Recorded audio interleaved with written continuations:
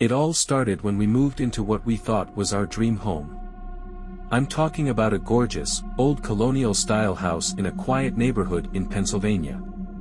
It had that classic, timeless look, white siding, dark green shutters, a big wraparound porch with a wooden swing.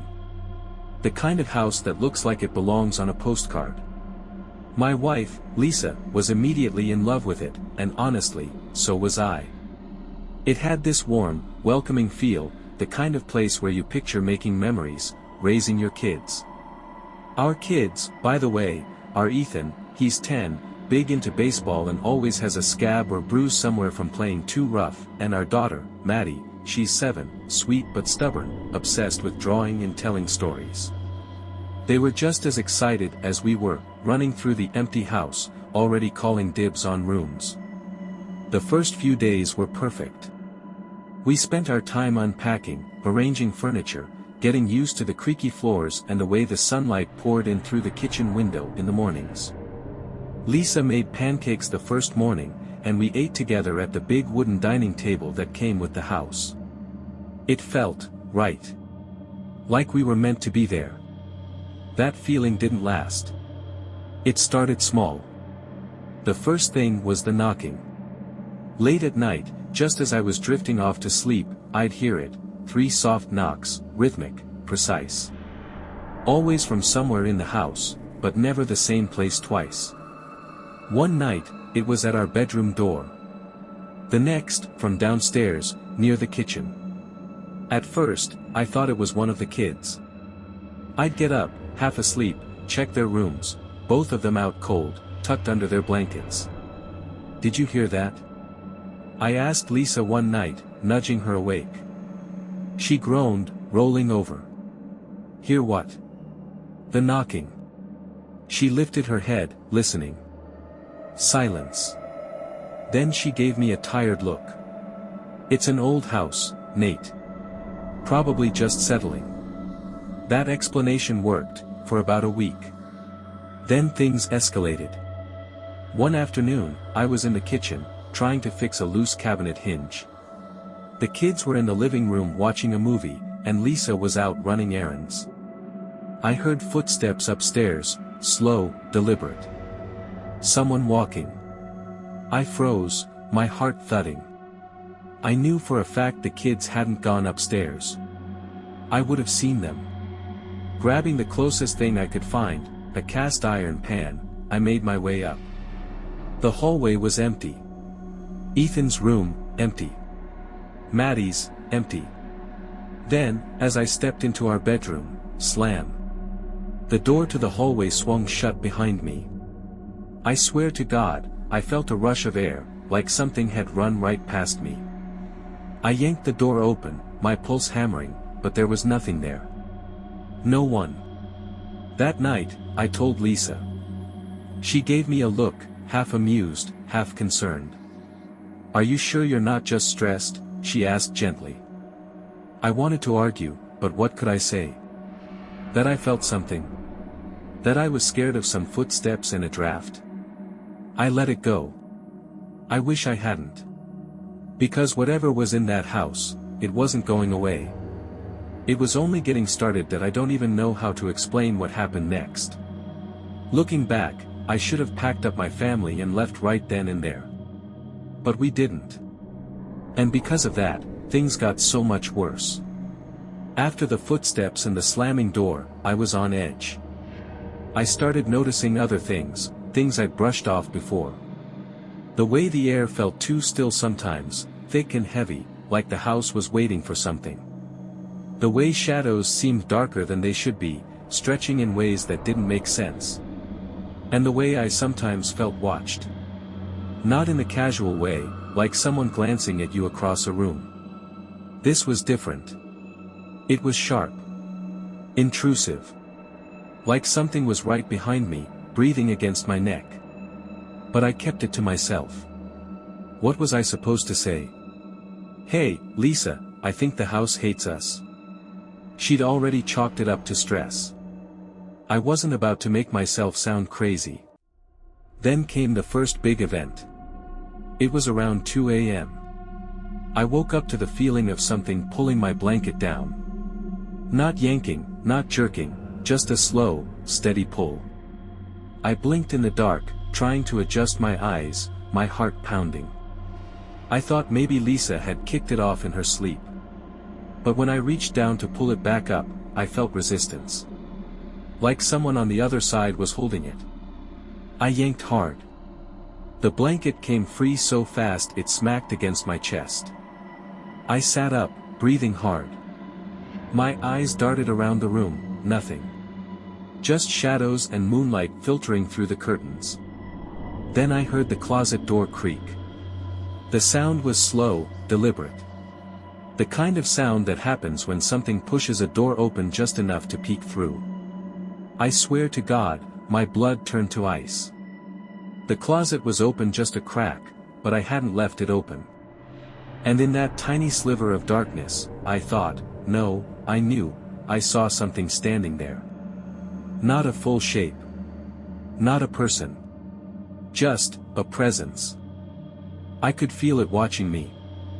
I didn't move. I didn't breathe. Every instinct in my body screamed at me to run, but I couldn't.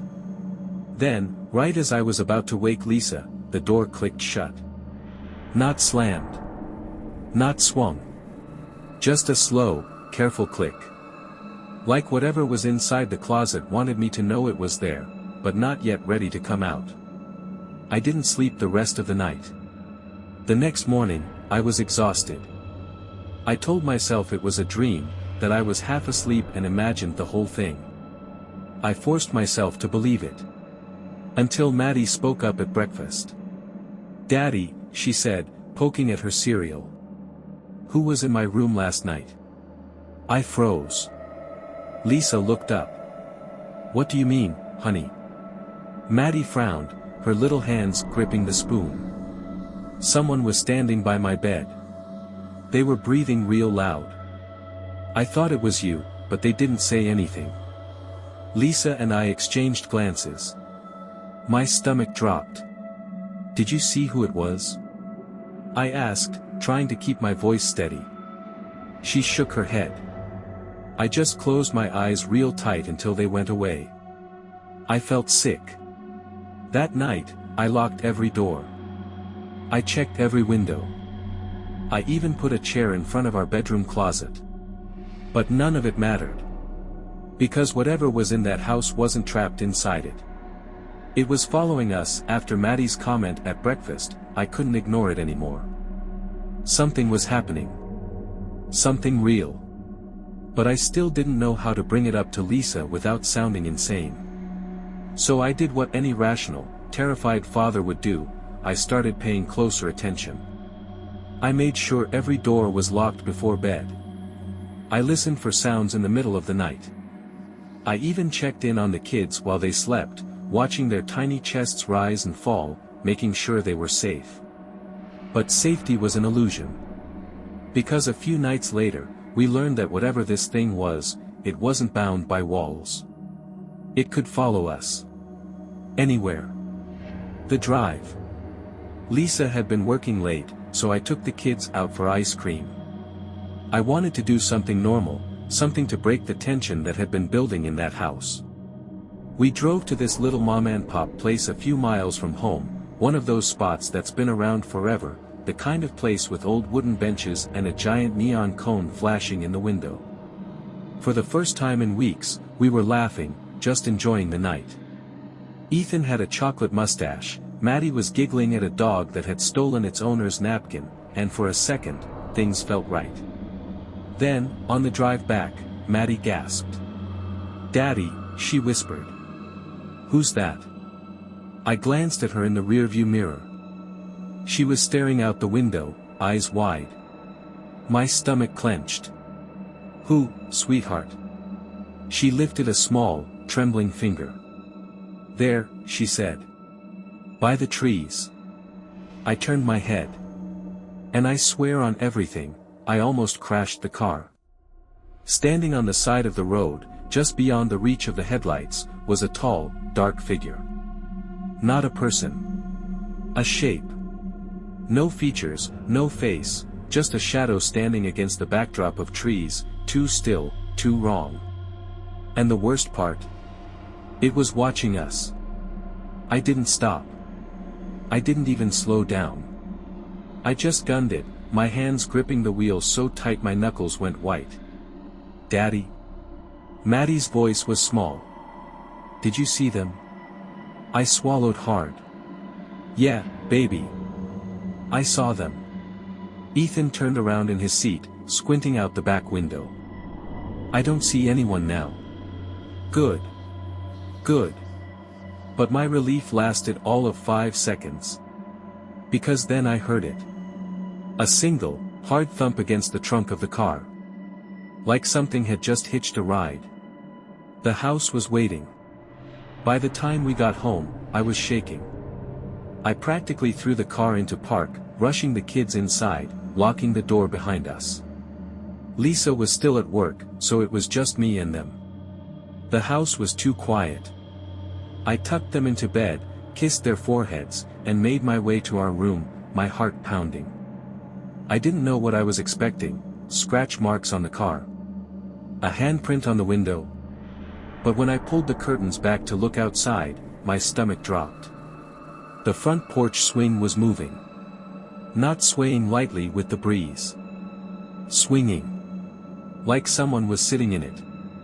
I backed away from the window so fast I nearly tripped over the chair. My breath was coming in short gasps, my skin cold and clammy. Then, bang. The bedroom closet door slammed open. I spun around, my pulse hammering, and for the first time since this all started, I saw it. A tall, impossibly thin figure, half shadow, half something worse, standing inside the closet. Its head tilted, studying me. And then, it stepped forward that I couldn't move.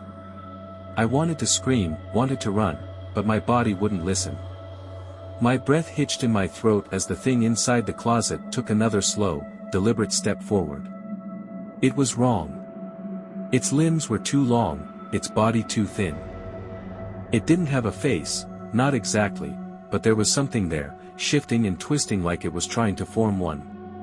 The air in the room was thick, suffocating. And then, it spoke. Not in words. Not in any language I could understand. It was a sound, low and guttural, something that scraped against the inside of my skull. I snapped out of it. Instinct took over.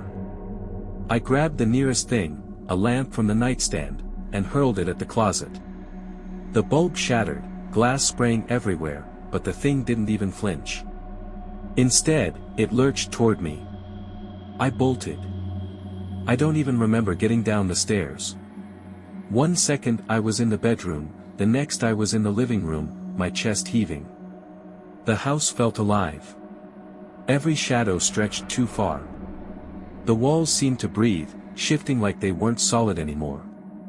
Then, footsteps. Not from upstairs. Not from behind me. From everywhere. Like the house was filled with people I couldn't see, all of them moving at once. I ran to the kids' rooms. Maddie was already awake, sitting up in bed, clutching her stuffed bunny so tight her knuckles were white. "Daddy," she whispered. "It's here." I grabbed her and Ethan both, dragging them downstairs, my mind racing. I didn't know where to go, what to do. Lisa still wasn't home. The car keys were on the table, but I was too afraid to open the front door. Because I knew that if I did, it would be waiting for us outside, too. Then, the worst thing yet happened. Maddie stiffened in my arms. And then, in a voice that wasn't hers, in a voice that sounded too deep, too broken, too inhuman, she whispered. "You brought it with you." I swear to God, my heart stopped. Then, every single door in the house slammed shut at once, the sound of the slamming doors shook the entire house. It was so loud, so violent, that I actually thought the windows might shatter. And Maddie, my little girl, was still in my arms, but the thing inside her wasn't her. Her small body was rigid, her fingers ice cold against my skin. I could feel her trembling, but it wasn't out of fear. It was like something was pressing against her from the inside, trying to crawl its way out. Ethan was crying now, gripping my arm. "Dad, what's wrong with her?" I didn't know what to say. Because I didn't know. All I knew was that we had to get out. I grabbed the car keys from the table, tightening my grip on Maddie as I ran for the front door. I didn't care what was outside anymore, we couldn't stay here. But the second my fingers touched the doorknob, boom! The entire house shook. It wasn't an earthquake. It wasn't thunder. It was like something massive had just slammed down on the roof. Dust and plaster rained down from the ceiling. The lights flickered. Ethan let out a choked sob, and Maddie laughed. A deep, hollow, wrong laugh that didn't belong in the mouth of a 7-year-old girl. I looked down at her, and for the first time in my life, I felt something worse than fear. Her eyes, they weren't hers anymore. They were too dark, too empty, like someone had cut holes in her face and left nothing behind. She smiled at me, head tilting to the side in an unnatural, twitching motion. Then she whispered, in that same, broken, rotting voice, "You can't leave." I yanked the door open anyway. And I wished to God I hadn't. Because standing on the porch, in the same spot where the swing had been moving earlier, was the figure from the closet. It was closer now. Too close. I could see the way its body flickered, like it wasn't fully in this world. Like it was trying to be something solid but couldn't quite manage it. And its head was tilted in the exact same way as Maddie's. That's when I realized. It wasn't haunting the house. It was inside us. I slammed the door shut, heart hammering so hard I thought my ribs would break. My mind was screaming at me to do something, but I didn't know what. All I knew was that we weren't alone in that house. And we never had been. That I locked the door. Like that would do anything. Like a lock could keep out something that was already inside us. Maddie was still in my arms, but she wasn't struggling. She wasn't speaking. She wasn't even blinking. She was just staring up at me, that sick, unnatural smile stretched across her little face. And then, the lights went out. Ethan screamed. I clutched Maddie tighter, every instinct in my body screaming at me to run, but where? Where the hell do you run when the thing you're running from is inside your daughter? Then I heard it. The breathing. Loud. Slow. Wet. Right behind me. I didn't turn around. I couldn't. But I felt it, the air shifting, something moving closer. Then a whisper, so close it felt like it was inside my head. "You let me in." I ran. I didn't think, I just ran. I didn't know where I was going, only that I had to get my kids away from whatever the hell this thing was. I crashed into the hallway, fumbling for the light switch. Nothing. A sound echoed behind me, not footsteps, not breathing. Something, dripping. I didn't look. I couldn't look. Instead, I bolted for the stairs, gripping Maddie in one arm, pulling Ethan with the other. The second we reached the upper floor, I turned and slammed the door to the hallway shut. The house was silent. No more breathing. No more dripping. Just the sound of my own heartbeat pounding in my skull. I exhaled shakily, trying to think. Then. Boom. Something slammed into the door from the other side. Hard. The wood shuddered. Ethan sobbed, clinging to my leg. "Dad, what is it? What is it?" I couldn't answer. Because I didn't know. Then Maddie, still in my arms, still unnervingly silent, finally spoke. "We should let them in." I dropped her. Not on purpose. My body just reacted, some primal, gut-wrenching terror kicking in. She crumpled to the floor, giggling, her small hands twisting into unnatural shapes. Then she looked up at me, her voice breaking into something too deep, too jagged, too wrong. You let them in before. Bang! The door shook again, harder this time. They were trying to get through. And for the first time in my life, I didn't know if I could stop them. The door shook in its frame, rattling so hard I thought it would break. The thing on the other side, the thing I had let in, wasn't knocking anymore. It was pounding. Maddie was still on the floor, her small body twisted in a way that made my stomach turn. Ethan was sobbing against my leg, his tiny hands gripping me like I was the only thing keeping him tethered to reality. And maybe I was. I had no plan. No way out. But then I saw it. My phone. It was lying on the nightstand, right where I'd left it. I lunged for it, nearly tripping over Maddie's sprawled limbs. My hands were shaking as I fumbled to unlock it. I didn't even know who I was calling. 911. A priest? Someone who could tell me how the hell to fix this. But before I could dial, the screen glitched. The whole thing flickered, static swallowing the display. Then, out of the speaker. A voice. But not just any voice. My voice. You let me in. I dropped the phone like it had burned me. The pounding on the door stopped. Silence. Thick, suffocating silence. And then. The door handle turned. I threw myself in front of it, bracing with all my weight. I didn't know if it would hold, if anything would hold. Maddie started laughing again. Low, broken, like something was laughing through her. I pressed my forehead to the wood, whispering under my breath. Please. Please, just stop. For the first time, Maddie's voice sounded like herself. Daddy? I turned, heart in my throat. Her eyes, they were normal again. Wide, terrified, filled with tears. She reached for me, small fingers trembling. Daddy, what's happening? I grabbed her, held her so tight I was afraid I'd break her.